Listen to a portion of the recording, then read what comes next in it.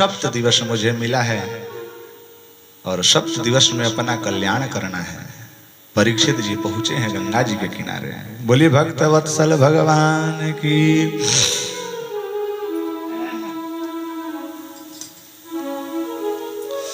एक आप सबसे प्रश्न पूछूं तो आप सब बताइएगा जरा, सच बताना कि हम लोगों की मृत्यु कितने दिन में होने वाली है? कोई नहीं जानता। कोई जानता है कि हम लोगों की मृत्यु कितने दिन में होने वाली है? लेकिन महाराज दो ऐसे पात्र हुए हैं हमारे शास्त्रों में, बहुत ऐसे हैं, लेकिन जहां तक मुझे है एक परीक्षित जी थे और एक कंस था, जिसको यह बात पता थी कि हमारी मृत्यु कैसे और कब होने वाली है। क्यों? परीक्षित को यह माने परीक्षित को लिख करके दे दिया गया था,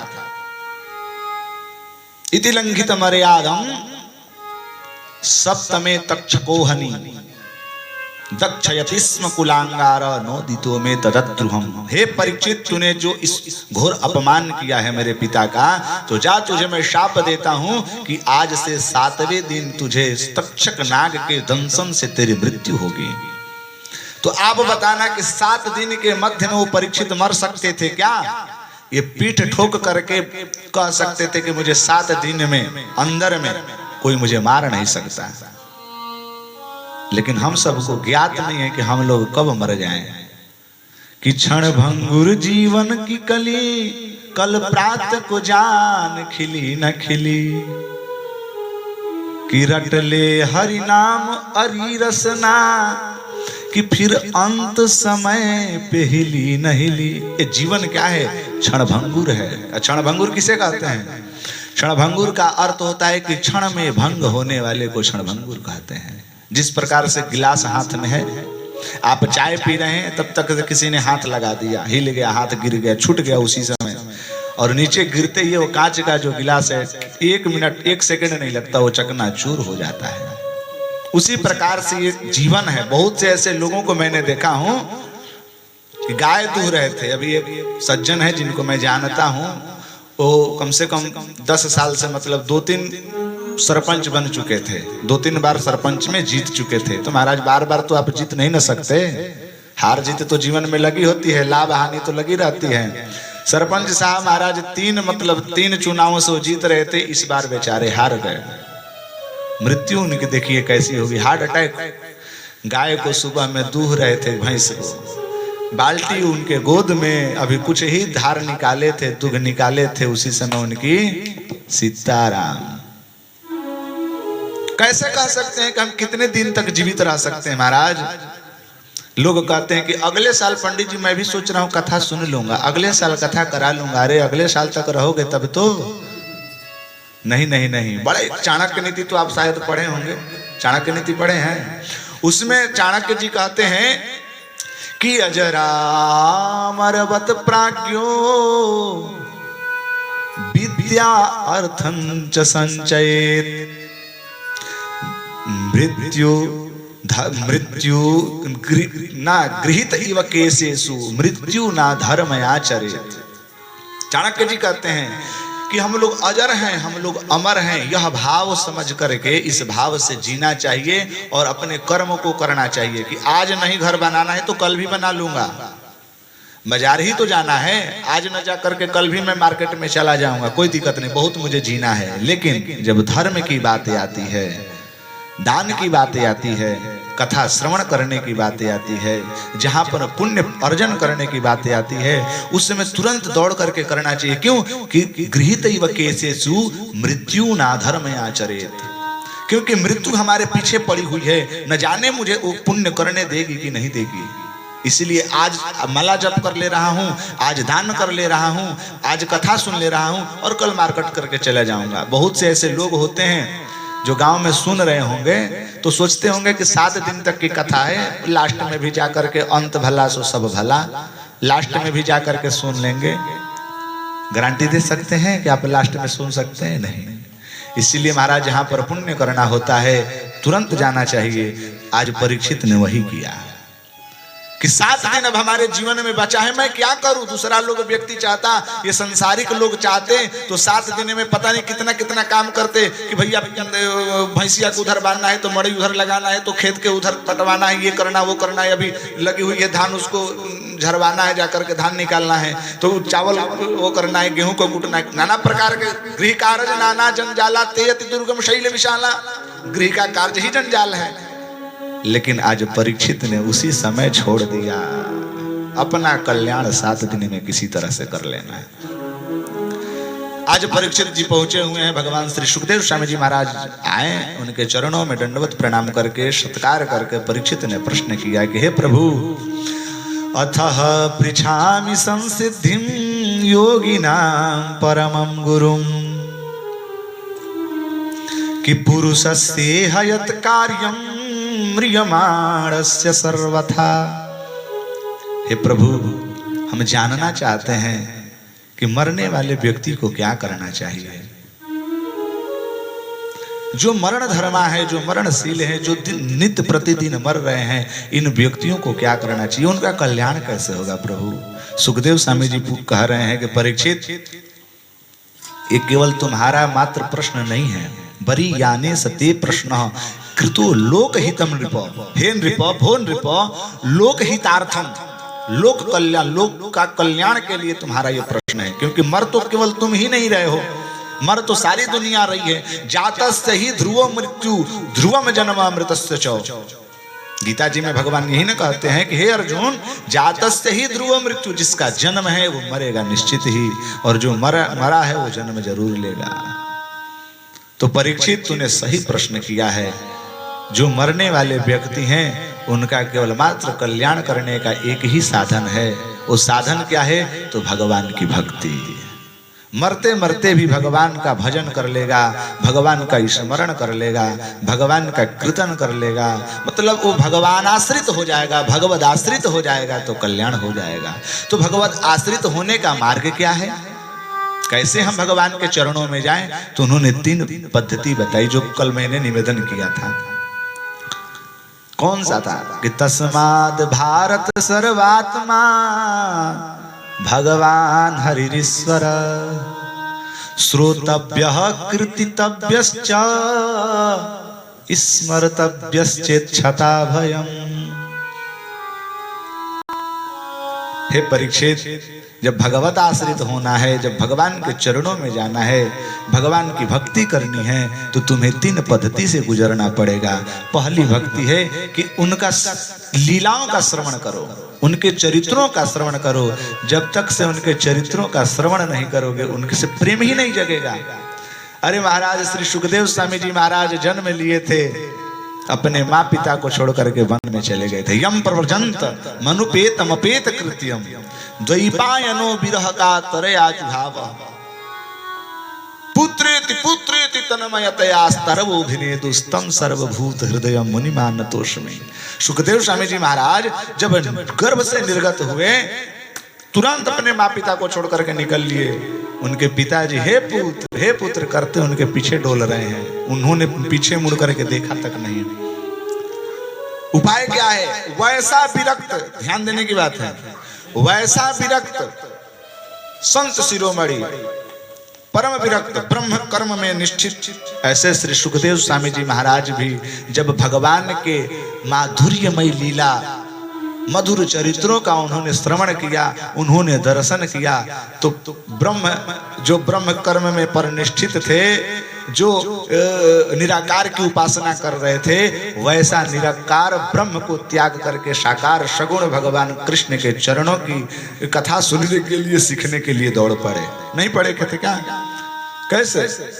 जब आ नहीं रहे थे सुखदेव जी, तो अपने वेदव्यास जी अपने शिष्यों को, संत लोग कहते हैं कि अपने शिष्यों को उन्होंने सुनाया, एक श्लोक अध्ययन कराया। ध्यान दीजिएगा, बोले भक्त वत्सल भगवान की जय, सच्चिदानंद भगवान की। तो वेदव्यास जी एक शिष्य को एक श्लोक स्मरण कराया कि देख भैया, उस सुखदेव को लाने का केवल एक ही मात्र, हाँ, तो उन्होंने कहा कि वरहा पीडम नटवर वपुः कर्णयो कर्णिकारम् बिभ्रद्वासः कनककपिशं वैजयन्तीं च मालम् किरन्ध्रान् वेणोरधरसुधया पूरयन् गोपवृन्दैर् बृन्दारण्यं स्वपदरमणं प्राविशत् गीतकृतिः। भगवान की यह भगवान का जो दिव्य श्लोक है ये सुखदेव स्वामी जी के कर्णों में गया है। वराहपीडम नटवर वपुः, ऐसे भगवान हैं जो मोर के पंखों को मुकुट बना करके घूम रहे हैं, बैजंती का माला धारण किए हैं, महाराज गोप वृंदों से वो आच्छादित हुए हैं, अपने अधरामृत पर रखे हुए मुरली बजा रहे हैं। ऐसे नाना प्रकार के दिव्य आभा उनके मन मस्तिष्क में प्रकट हुआ। कितना सुंदर आकृति है महाराज, कैसा वो दिव्य आदमी दिव्य पुरुष है, उसका दर्शन करना जरूरी है। तो महाराज दर्शन करने के लिए नेत्र खोला। फिर उनके मन में विचार आया कि हो सकता है कि देखने में तो सुंदर लग रहा है, पता नहीं उसका कर्म कैसा होगा, वो होगा कैसा। देखने में तो लोग गोरे दिखते भी हैं, बात करने में भी बहुत सुंदर लगते हैं, लेकिन महाराज उनके हृदय में बहुत मलिनता होती है। क्या है? मुख में राम बगल में छुरी, पलकत पावत काटत मोरी। महाराज तो भगवान ने सोचा कि हो सकता है कि देखने में तो दिव्य लग ही रहे हैं, सुंदर लग रहे हैं, लेकिन उनका कर्म कैसा, उनका स्वभाव कैसा है, एक श्लोक से आए नहीं। तब जाकर के वेदव्यास जी ने दूसरा श्लोक सुनाया अपने शिष्यों के माध्यम से कि अहो बकियं स्तन कालकूटम जिघांसयापाययदप्यसाध्वी लेभे गतिं दातृचितां ततोऽन्यं कं वह दयालुं शरणं व्रजेम। आहा, ऐसे परम दयालु भगवान श्री कृष्ण हैं जो पूतना अपने स्तन में कालकूट विष को धारण करके भगवान को मारने के लिए आई थी। ऐसे भगवान परम राक्षसी को भी जो अपने माता को गति देने वाले थे, वह माता की गति उसको दे दी। भगवान इतने स्वभाव हैं, इतने उनके करुण स्वभाव है, बहुत दयालु हैं। इस दयालुता को देख करके, उनके दिव्य लीलाओं को श्रवण करके श्री सुखदेव स्वामी जी महाराज पुनः वेदव्यास जी के चरणों में चल गए, बुलाना नहीं पड़ा।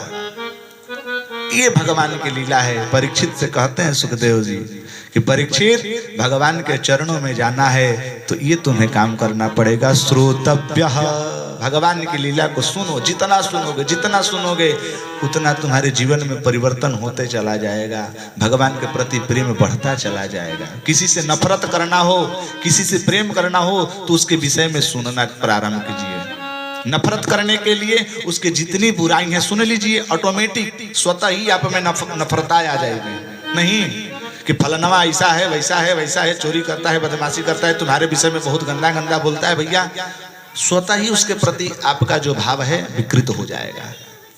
होता है कि नहीं होता है? और यदि उससे प्रेम करना है तो उसकी अच्छाई को सुनिए। भगवान कहते हैं कि सुनना पड़ेगा तुझे। और दूसरा कहते हैं कि कीर्तितव्यः, जब भगवान की लीला सुन लेते हैं महाराज तो उसके बाद भगवान का कीर्तन करना चाहिए। यहाँ पर हम लोग 2-3 कर्म कर रहे हैं। जैसे आप लोग श्रवण कर रहे हैं तो भगवान के चरणों में जाने का एक मार्ग, और मैं भगवान की लीला का गुणानुवाद कर रहा हूँ, ये कीर्तन होगा, ये भगवान के चरणों में जाने का मार्ग है। ये 2 मार्ग के बाद तब आता है स्मरण। जैसे अब यहाँ से मैं 7 दिन की कथा करके घर चला जाऊंगा, तब आप लोग यहाँ स्मरण करेंगे कि पंडित जी आए थे, ऐसे ऐसे कथा सुनाते थे। आप लोग के घर में कोई आएगा तो उनसे भी आप कहेंगे ये भी कथा पंडित जी ने सुनाए थे, बड़ा अच्छा लगा था। ये स्मरण हो रहा है, भगवान का चिंतन, भगवान का स्मरण। कीर्तन कैसे करना चाहिए? भगवान कहते हैं ओहो कीर्तन का अर्थ होता है कि भगवान के इतना नाम जप करो, भगवान के इतने गुणानुवाद करो कि आपके कंठ जो है अवरुद्ध हो जाएं, रुदन आंखों से अश्रुपात होने लगे। महाराज कि नयनम गलदश्रुधारया